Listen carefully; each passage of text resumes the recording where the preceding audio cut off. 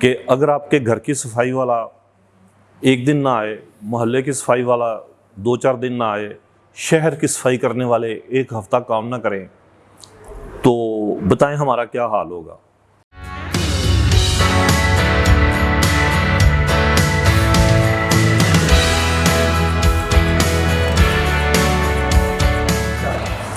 अस्सलाम वालेकुम नाज़रीन, आज मैं आपके ऊपर एक ऐसा सवाल डालना चाहता हूँ कि आपने ज़रूर सोचा होगा, लेकिन आज आपने अपने दिल में जवाब देना है और मैं फिर उस पर थोड़ी रोशनी डालूँगा। और वो ये है कि अगर आपके घर की सफाई वाला एक दिन ना आए, मोहल्ले की सफाई वाला 2-4 दिन ना आए, शहर की सफाई करने वाले एक हफ्ता काम ना करें, तो बताएं हमारा क्या हाल होगा। सफाई निस्फ़ ईमान है, ये हम सब जानते हैं, लेकिन जानना और चीज़ है और उस पर पूरी तरह अमल करना और चीज़ है। हम क्या कर सकते हैं, ज़्यादा से ज़्यादा जहाँ बैठते हैं उस जगह साफ़ कर लें, उसको जहाँ रहते हैं उस घर को साफ़ कर लें। और ये बहुत कम लोग सोचते हैं कि जिस गली में हम रहते हैं उस गली को कैसे साफ़ करना है। और फिर ये है कि जिस शहर में रहते हैं उस शहर में सफाई का मयार क्या होना चाहिए। तो ये सारी चीज़ें जो है ना, उसमें एक मैं छोटी सी बात आपसे शेयर करना चाहता हूँ। कोई 20 साल पहले की बात है कि दुबई के अंदर एक बहुत हाई लेवल मीटिंग हुई। वो सालाना कोई इनाम देना चाहते थे किसी एक अदारे को कि किसको दें जिसने बहुत अच्छा काम किया हो। तो जो आप में हजरात दुबई जिन्होंने देखा या सुना है, बहुत साफ़ सुथरा इलाका है, बहुत कीमती बिल्डिंग्स, बड़ी बड़ी सड़कें और बेशुमार ट्रैफिक और फिर कवानीन भी सख्त। तो उन्होंने बात मुख्तसर मैं करना चाहता हूँ, जो अवार्ड दिया उस साल का वो म्यूनसिपैलिटी के हेड को दिया। और उन्होंने कहा कि लोग हैरान भी हुए कि यार मैं सड़कों का बंदोबस्त करने वाला हूँ, मुझे नहीं पूछा। एक ने कहा मैं ट्रांसपोर्ट का इंचार्ज हूँ, मुझे नहीं किसी ने कहा पूछा। किसी ने कुछ सोचा, किसी ने कुछ। लेकिन वहाँ का जो हेड या जो क्राउन प्रिंस था जो अवार्ड दे रहा था, तो उसने ये कहा कि आप सिर्फ ये तसव्वुर कर लें कि ये अदारा ना हो, या अगर हो मगर काम ना करे, तो आप दुबई में कितने दिन रुक सकते हैं। और उसने उस वक्त बताया था, मुझे सही फिगर याद नहीं है, कि कोई हज़ारों टन कूड़ा जो है वो सिर्फ उसने कहा कि ये दुबई से ही साफ़ किया जाता है रोज़ाना की बुनियाद पर। हमारे लाहौर में 11,000 टन कूड़ा रोज़ाना इकट्ठा किया जाता है। कराची में एस्टिमेट ये है कि 18,000 है, लेकिन मुझे इससे ज़्यादा लगता है। अब छोटे शहरों में देखें, फैसलाबाद है, सियालकोट है, वहाँ जो भी सूरत हाल आप देख लें। तो ये ज़रा सफाई के मौजू पर जो बात है उसमें पूरी तफसील से बात करने से पहले मैं आपको बता दूं कि हम कूड़ा कहते किसको हैं। बाज़ाहिर सी बात है कि वो जो चीज़ हमारे इस्तेमाल में नहीं है, जो या इस्तेमाल में होने के बाद हमने फेंक दिए उसके रैपर्स वगैरह, तो उसी को कूड़ा समझेंगे आप। और ये दुरुस्त भी है किसी हद तक। लेकिन नाजरीन, इसके अंदर हम जो शॉपर बैग इस्तेमाल करते हैं और उसके बाद वो डस्टबिन में फेंक देते हैं, वो भी कूड़े में शुमार हो जाते हैं। और ये वो शॉपर बैग हैं कि जो हज़ारों साल तक भी डिग्रेड नहीं होते, अपनी असल शक्ल में रहते हैं। सॉइल में, मिट्टी में चले जाएं तो वहाँ फसलें उगने नहीं देते। समुंदर में चले जाएं तो डिग्रेड नहीं होते। और समुद्री हयात जो है, जैसे मछलियाँ, ये वो इनको कुछ और समझ के निगल लेती हैं और फिर मर जाती हैं क्योंकि सांस बंद हो जाता है उनका। तो ये प्लास्टिक जो है ये अच्छा।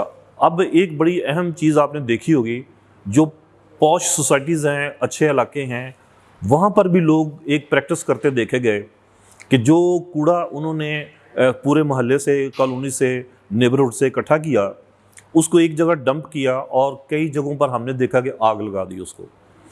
कूड़े को आग लगाना, अगर मैं ये कहूँ कि किसी बम को लात मारने के बराबर है कि वो फट जाएगा, उल्टा हम ही मर जाएंगे, तो ये मिसाल शायद गलत ना हो। क्योंकि कूड़े के अंदर जो प्लास्टिक जब जलता है तो उसमें डाइऑक्सीन गैस जो निकलती है वो धुएं की शक्ल के साथ मिलकर जब निकलती है, तो जब हम सूंघते हैं तो हमारे फेफड़ों में जाकर वो लंग कैंसर का बायस बन सकती है।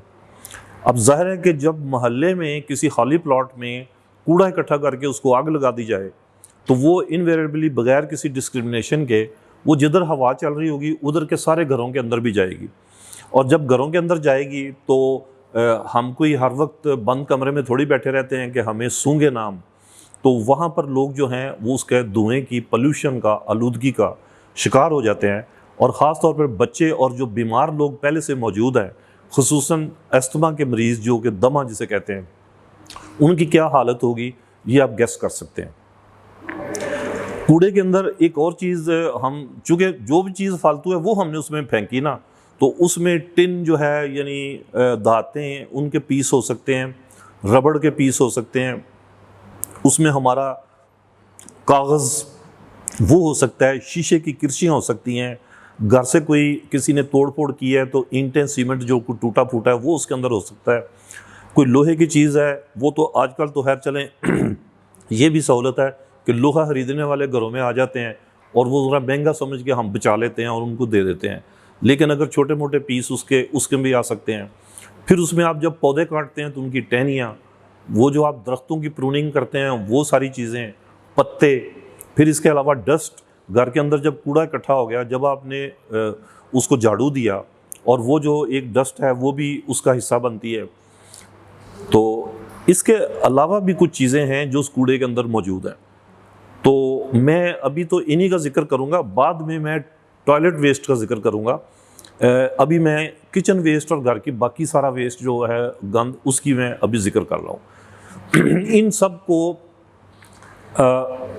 इकट्ठा करने के लिए हुकूमतों ने, अगर ख़ास तौर पे लाहौर शहर की बात करें तो बड़ा एक अहम अदारा कायम है यहाँ पर, लाहौर वेस्ट मैनेजमेंट कंपनी है। ये जो उनके अपने रिकॉर्ड के मुताबिक कोई 11,000 टन कूड़ा रोज़ाना लाहौर से इकट्ठा किया जाता है। अच्छा, तो इस तरह बाकी शहरों की बात तो आप समझ गए, लेकिन आपके ज़हन में ये सवाल पैदा हो रहा होगा कि वो इकट्ठा करके फिर इस कूड़े को करते क्या? ज़ाहिर बेचा तो नहीं जाता।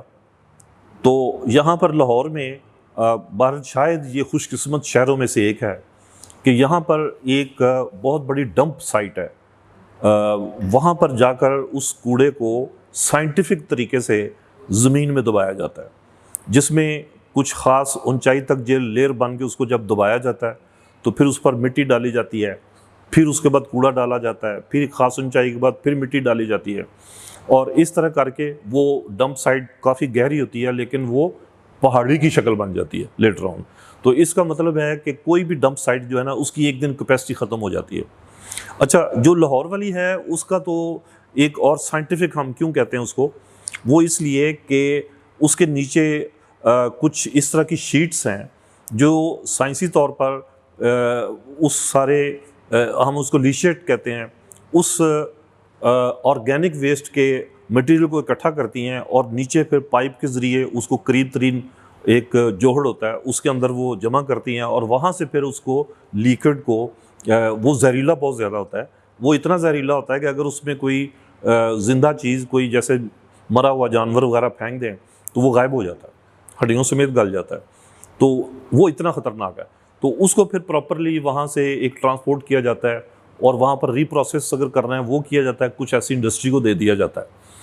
तो जो कूड़े का वज़न है वो होता है डेमोलिशन वेस्ट जिसे कहते हैं हम, जैसे कोई बिल्डिंग प्लाजा तोड़ा या मकान बने हैं और उसका जो डेब्रिस और हैवी उसमें चीज़ें हैं, वो आधा कूड़ा तो इस वज़न से होता है, और इसको अगर उस डंप साइट पर डाल दें तो वो बर्बाद हो जाएगी, नीचे उसकी जो जियो मेम्ब्रेन है वो तबाह हो जाएगी।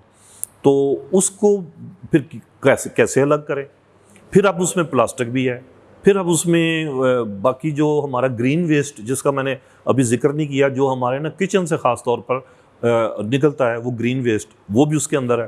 तो ये सारी बात जो है, इसमें अब टेक होम मैसेज मैं आपको ये देना चाहता हूँ कि ये कोई सफाई नहीं है कि हम अपना घर साफ़ करें और सामने सड़क पर जाकर या गली में नुक्कड़ पर कूड़ा फेंक दें या पूरी कॉलोनी वाले एक प्लॉट में फेंक दें। ये भी कोई तरीका नहीं है कि उसको जला दिया जाए। और अगर वेस्ट मैनेजमेंट कंपनियां नहीं आ रही और वो कूड़ा जमा होता जा रहा है तो फिर भी उसका ये तरीका नहीं है कि उसको जलाया जाए। उसके लिए ये है कि हम अपनी मदद, आपके तहत बहुत सारी सोसाइटीज़ हैं वो जो उन्होंने छोटे छोटे अपने ग्रुप बनाए हुए हैं और उसको वो पहुँचा देते हैं गवर्नमेंट की उस फैसिलिटी पर जहाँ उन्होंने जाकर उसको डंप करना है।